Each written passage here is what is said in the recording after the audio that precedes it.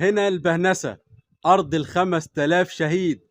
هنا من أكبر المعارك اللي دارت بين المسلمين والرومان سنة الفتح الإسلامي سنة 22 بقيادة القيس ابن الحارس. تعال نرجع كده القصة من الأول. عندما انتهى سيدنا عمرو بن العاص من فتح الإسكندرية والقاهرة والجيزة ووجه بحري، أراد أن يستكمل الفتح جنوب مصر، أراد أن يفتح منطقة الصعيد. كان هناك في منطقة الصعيد يعتبر أكبر حصنين الرومان في إهناسيا في بني سويف، والبهنسة في بني مزار.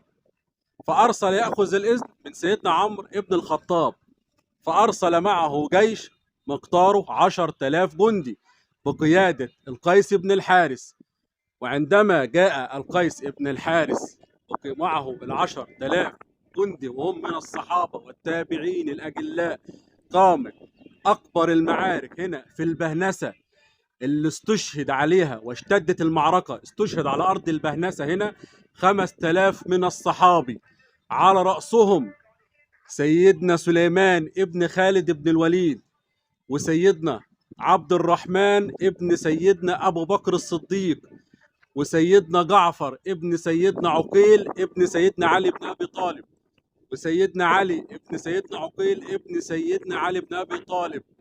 وهنا دارت أكبر المعارك، وسقط على هذه الأرض من الشهداء من المسلمين 5,000 صحابي.